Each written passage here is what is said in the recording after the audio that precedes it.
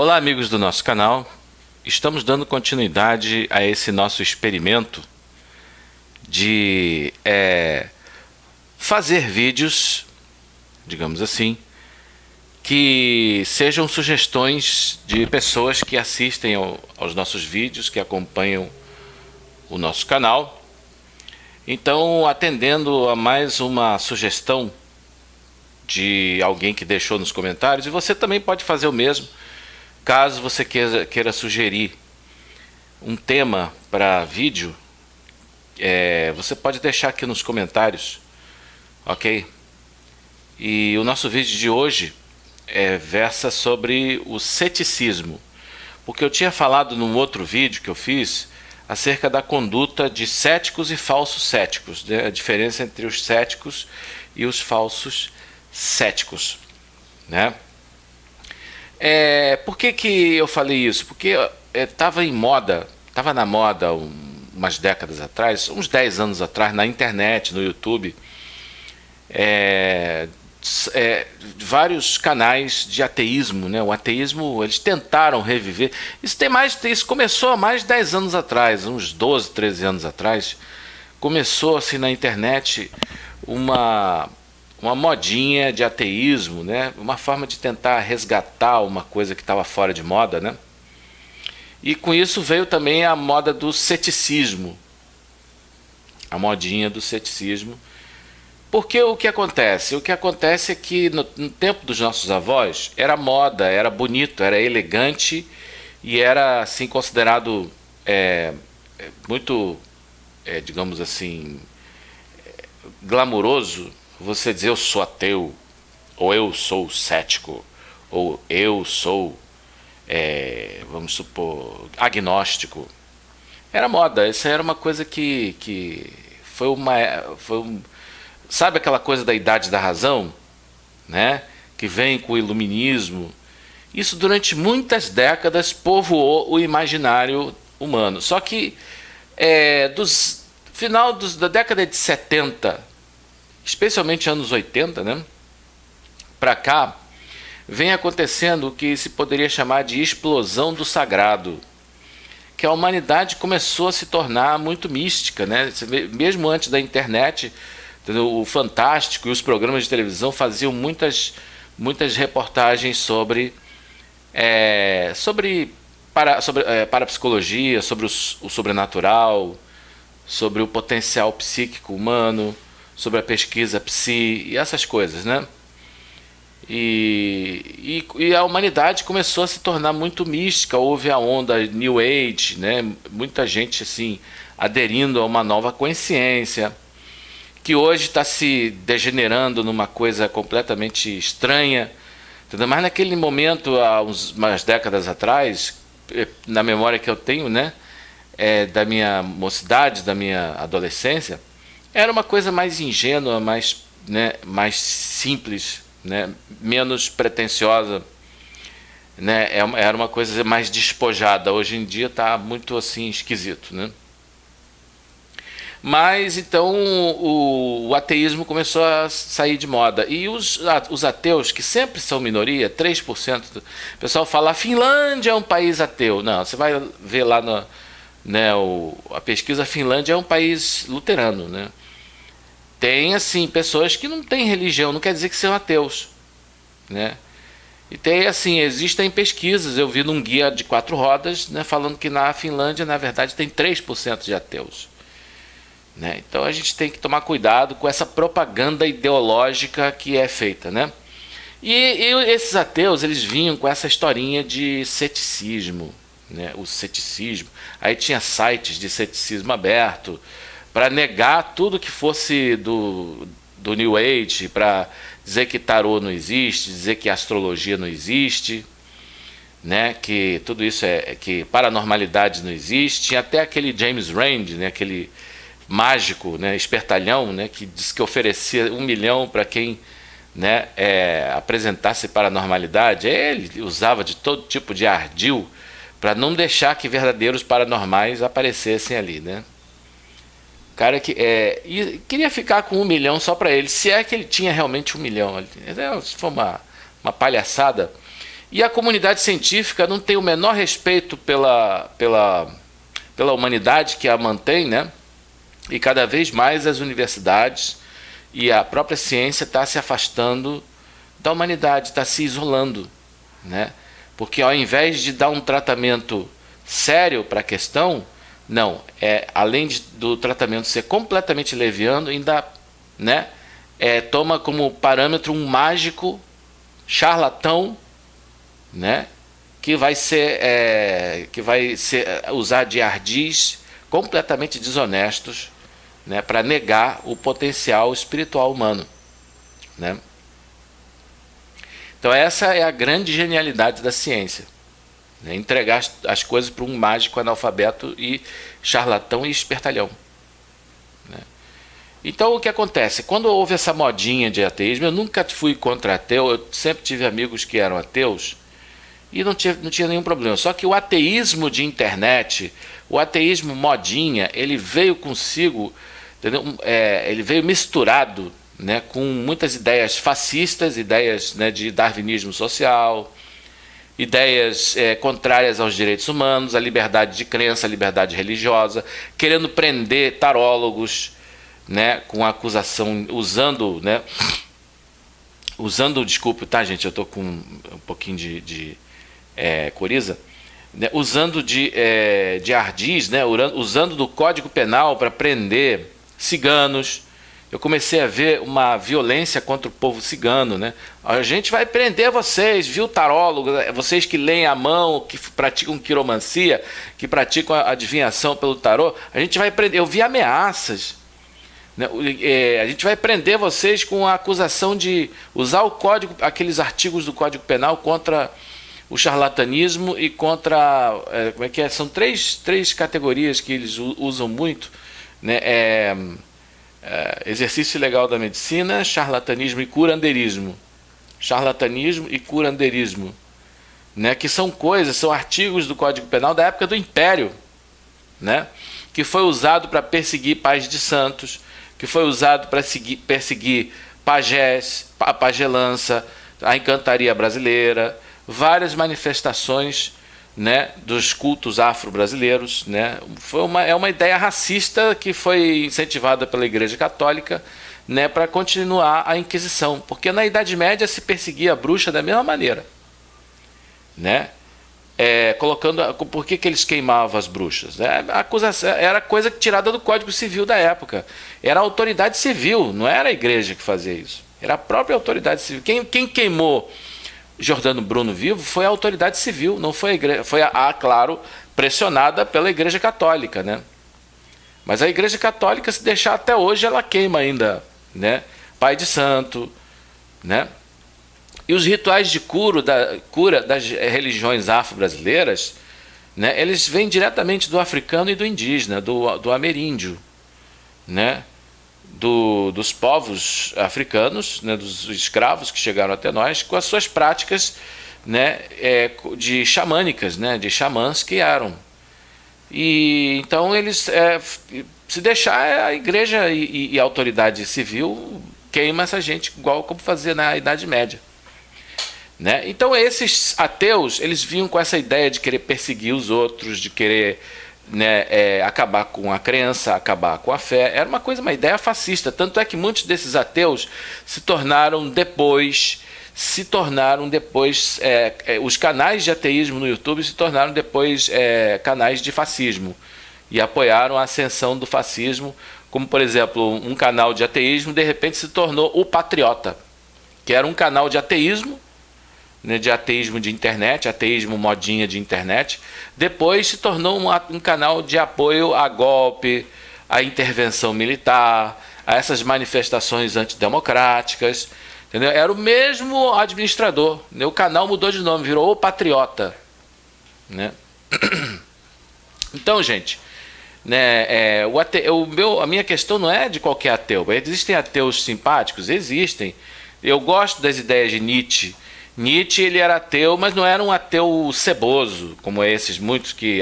não, eu acredito na ciência. Não, ele não era assim. Entendeu? Eu não gosto das ideias do parecer de Nietzsche sobre a religião. Mas o que ele escreveu sobre a arte, ele alcançou o âmago do sagrado para mim.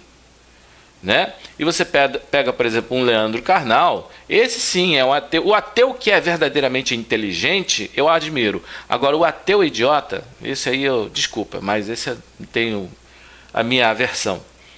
Eu tenho uma profunda prevenção contra essas coisas, né? Agora, o que vem a ser? E os ateus usavam muito essa coisa de ceticismo, a ideia de ceticismo. Mas o que eles estavam chamando de ceticismo? Ceticismo é você acreditar só na ciência. Você deixar de lado a religião, né? O que eles chamavam de superstição, né? Eles não acreditam em paranormalidade, não acreditam em nada disso. No potencial espiritual humano. Eles negam completamente que exista, por exemplo, transmissão de pensamento, não, como é que premonição, essas faculdades, né, paranormais que muita gente tem, que hoje, segundo pesquisa, só nos Estados Unidos, na década de 70, pelo menos metade da população já alegava ter tido alguma experiência com premonição ou alguma experiência paranormal, né? Então, não é um fato, está muito longe de ser um fato extraordinário. É hoje um fato ordinário, né? Portanto, não carece de provas extraordinárias, porque pertence à experiência comum compartilhada pela maioria das pessoas. O ateu é minoria, né? O ateu deveria, né, ter a humildade de reconhecer que talvez o problema seja com ele. Ele não percebe Deus, ele não percebe o sobrenatural, não percebe os anjos. Talvez a limitação seja dele. Ele precisa abrir o seu olho de sabedoria, como diz o budismo, né? Se você não tiver o olho da sabedoria aberto, a terceira visão talvez, você nunca vai conseguir perceber além dos sentidos físicos, além da visão, a audição, tato, olfato e paladar. O imediatismo, né?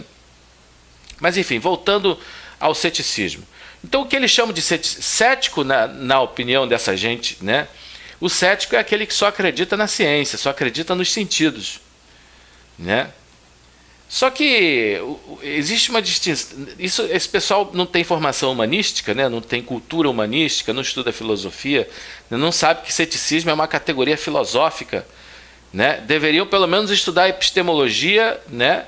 E filosofia da ciência e lógica, né? No mínimo deveriam ter algum estudo, alguma formação, mas não tem nenhuma formação humanística, estudam mal e porcamente metodologia da ciência, né? Então essa gente não entende o que é ceticismo. Vamos explicar o que é ceticismo. Ceticismo se opõe ao dogmatismo. São duas categorias que são antagônicas: ceticismo e dogmatismo, tá? O que é o cético? A gente tem que explicar o que é a dúvida cética e também explicar o que é dúvida, tá? Então, olha só. O cético é aquele que está tem uma dúvida profundamente radical, né? O ceticismo é uma postura, né? É uma atitude de dúvida radical e geral, né? A maior expressão do ceticismo é o filósofo grego Pirro. Segundo ele, nada existe. Se existe, não pode ser, né, conhecido tal como é. Se pode ser conhecido tal como é, não pode ser comunicado a outrem. Seria mais ou menos isso, né? Então, o ceticismo é uma dúvida acerca da própria possibilidade do conhecimento. É uma atitude estéril, contraproducente, que teve que ser superada para haver o desenvolvimento da cultura, da ciência. O cético, ele duvida que a gente possa conhecer. Ele duvida do mundo externo, ele duvida que as coisas que estão ao nosso redor existem. Nada disso daí existe, é tudo uma ilusão, né? A gente não, e mesmo que exista, a gente não sabe se o que a gente percebe é de fato como a coisa é. A gente vê um pouquinho o resquício desse ceticismo em Kant, quando ele diz que nós não podemos conhecer a coisa em si. Isso é um resquício do ceticismo, mas ele alega ter superado o ceticismo através do criticismo, né? Mas a gente não vai entrar nisso outro, que é nessa questão agora, porque aí torna a nossa exposição muito, muito longa e muito árida. né? Mas então, então o cético é aquele que está nessa posição de dúvida. O cético mesmo, o ceticismo de verdade, duvida de tudo, até da ciência. Duvida da religião, duvida até naquilo que nós podemos perceber nas ideias adventícias, aquilo que toda a representação sensível e a representação intelectual. Ele acha que isso tudo é falso. Não podemos saber, não é nem que ele acha que é falso, né? Porque aí a gente tem que entender o que é dúvida. Para falar da dúvida cética, a gente precisa entender qual é o conceito filosófico de dúvida. Dúvida é a suspensão do juízo diante de algum fato ou de alguma ideia, de algum enunciado do qual eu não tenho conhecimento de causa. O que é a suspensão do juízo? É dizer, eu não sei. Quando a gente fala não sei, né, isso é suspensão do juízo. Então, por exemplo, eu não tenho formação em medicina. Eu não sou cirurgião. Então, se alguém fala que o bisturi deve ser posicionado, de que maneira, qual é a maneira certa de posicionar o bisturi, se alguém perguntar isso para mim, eu vou dizer, não sei. Não sei, eu não estudei isso, eu não sou cirurgião. Quando eu respondo, não sei, eu estou suspendendo o meu julgamento. É suspensão do juízo. Isso é dúvida. Dúvida, então, é uma atitude humilde de reconhecimento. Não sei, não sei, não sabemos. Entendeu? Isso se chama dúvida, né, que portanto, o reconhecimento da nossa ignorância. Né? Dúvida é basicamente isso. E a dúvida cética, o cético é aquele que não sabe, que não tem certeza de nada, não tem certeza nenhuma, só tem dúvida. Né? O cético é aquele, se a gente pudesse representar, ele seria um sujeito e um ponto de interrogação. O conhecimento é possível? Não sei. Né? Será que existe um mundo fora do sujeito do conhecimento? O cético responde, não sei. Né? Podemos conhecer as coisas? Aí o cético, não sei. E se podemos, não sei se o que nós percebemos dela realmente corresponde ao que as coisas são em si mesmas, de per si. Né? Então o cético não sabe nada, ele não tem nenhum. É a negação da própria possibilidade do conhecimento. Né? Tanto é que o desenvolvimento da cultura só foi possível porque um Descartes e um Kant se esforçaram no sentido de superar a dúvida cética. Agora, o que vem a ser o dogmatismo? O dogmático é o contrário do cético. Ele tem certeza de tudo. Entendeu? E são certezas, muitas das vezes, injustificadas. Claro que nós podemos ter algum nível de certeza. Por exemplo, o segundo princípio da razão suficiente, nenhum fato existe, nenhum enunciado pode ser considerado verdadeiro sem razão suficiente para ser assim e não de outro modo. Esse é o princípio da razão suficiente. Isso é um princípio universal da razão. Né? Então, por exemplo, nós temos razão suficiente para entender que todo corpo possui inércia, a lei de Newton. Né? Então aqui, por exemplo, eu não sei se está focando aí, né? Tá focando? Aqui eu estou esse pedacinho de papel aqui, olha só como é que ele mexe. Ó. Acho que não está dando para ver, né? Então qualquer coisa que você coloca aqui, deixa eu botar um outro objeto aqui, ó. Aqui, ó. Vendo? Todo o corpo. Deixa eu focar aí. Deixa a câmera focar. Foco, ocus, pocus, dominocus. Ó, tá vendo? Todo o corpo possui inércia. Entendeu? É uma coisa que pode ser verificada pelo experimento imediatamente, um experimento que é reprodutível, que pode ser repetido. Então, claro que a gente pode ter certeza que todo o corpo possui inércia. Entendeu? Agora, não é o caso em relação à existência de Deus, em relação à existência de paranormalidade, em relação à existência da alma, em relação às coisas metafísicas, né? Nós não podemos ter a mesma certeza, não existe razão suficiente. Então, o ateu, ele é um dogmático, não é um cético. É um erro os ateus se autodenominarem céticos, porque o cético tem dúvida. O ateu está cheio de certeza. Ele tem certeza que Deus não existe. O ateu e o falso cético, na verdade, ele não é cético, ele é cientificista. A pessoa que acredita só na ciência, ela não é cética. Ela é cientificista, né? O cientificismo é uma doutrina segundo a qual a única forma válida de conhecimento é a forma científica de conhecimento. É a ciência. A ciência, portanto, é a única forma válida de conhecimento. Isso não é ceticismo, isso é cientificismo. É uma forma de dogmatismo. Eu tenho certeza que a única coisa válida é a ciência. Entendeu? Isso está muito... Interrompeu aqui, viu, gente? Então, o dogmático, ele está muito mais próximo, né, da certeza, que está muito mais próximo. O dogmático, ele é todo certeza, enquanto que o cético é todo dúvida. Você pode ver que os ateus e cientificistas de hoje, entendeu? Eles são dogmáticos e não são céticos, né? Eles não duvidam, eles não têm a postura humilde da dúvida, né? Então, agora uma coisa interessante, que era um lema desses céticos ou falsos céticos do ateísmo modinha de 12 anos atrás, ateísmo modinha de internet, é que tinha muitos sites de ceticismo aberto que falavam o seguinte: a dúvida, ela é fundamental para salvaguardar a liberdade acadêmica. O que vem a ser o que eles chamam de liberdade acadêmica? A liberdade de duvidar. Entendeu? Então existe uma ideologia nisso, né? Eles acham que o que salvaguarda a liberdade de pesquisa, a liberdade acadêmica, é a dúvida. Mas a dúvida que eles estão se referindo aí é só a dúvida aos artigos que são de religião, aquelas coisas que pertencem à pesquisa psi, sobre o potencial espiritual humano, sobre a paranormalidade, sobre poderes psíquicos, sobre mediunidade, mediunismo, sobre essas coisas do xamanismo que os xamãs têm, né? Praticam, né? que em grande parte foi assimilado pelas medicinas ditas alternativas, né? Então, na verdade, eu acho que isso parte da comunidade acadêmica que se sente ameaçada por certezas, mas não qualquer certeza, porque eles estão cheios de certezas, né? Porque, como dizia um amigo meu, os sábios estão cheios de dúvidas, mas os ignorantes estão cheios de certezas, né?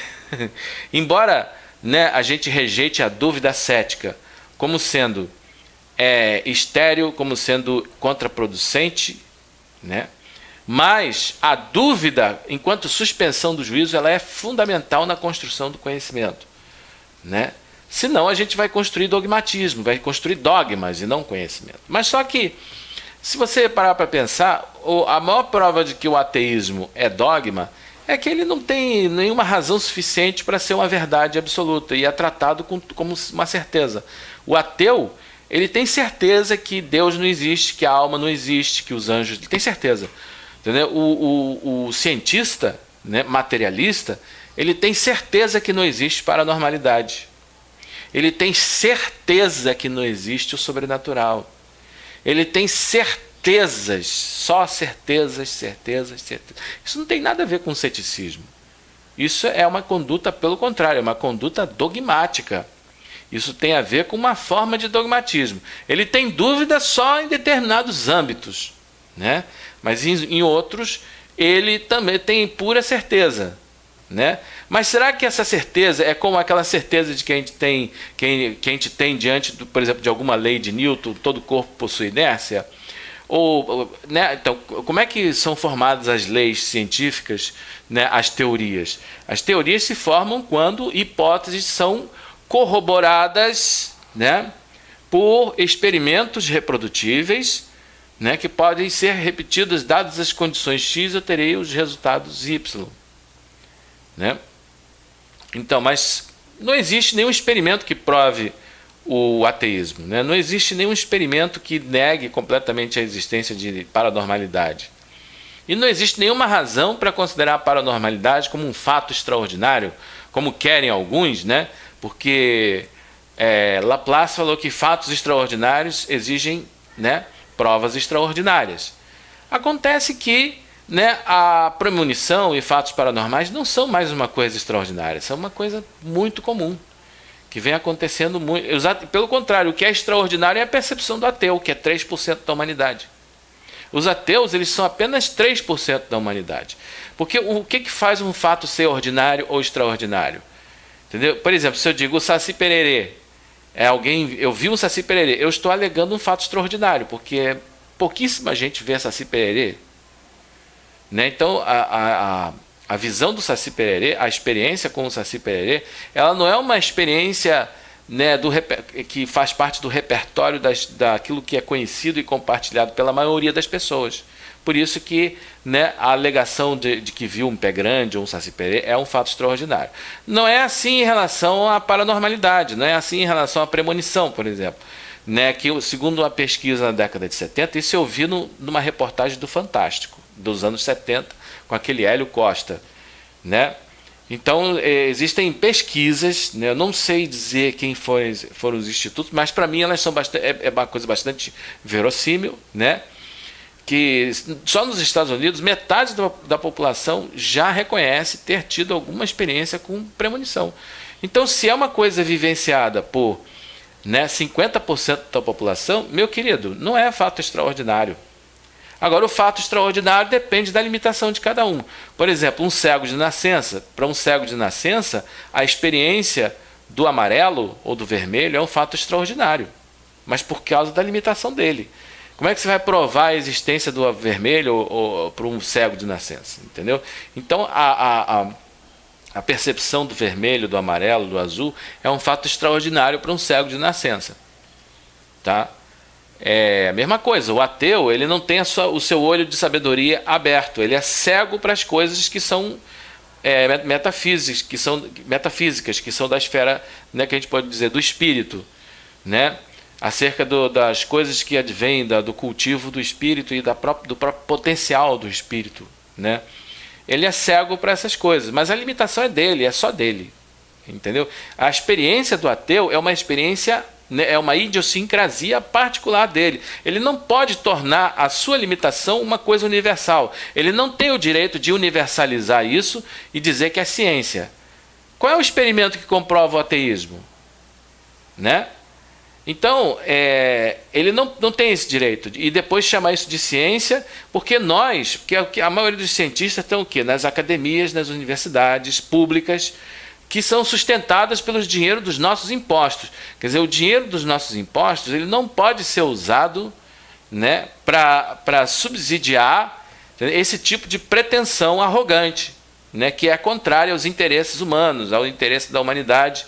Né? Então a ciência está cada vez mais se afastando, nem se isolando da humanidade. É por isso que está essa crise de credibilidade, a tal ponto das pessoas não acreditarem mais em ciência e achar que a Terra é plana. Não estou dizendo que as pessoas têm o direito dessa tolice, que isso é outra babaquice. Tá? Desculpa a expressão. Entendeu? Mas isso é coisa de gente lunática. Acreditar que a Terra é plana, isso é outra... Então você vê, a humanidade está saindo, há muito tempo que já saiu, né, do seu centro, né, da lucidez.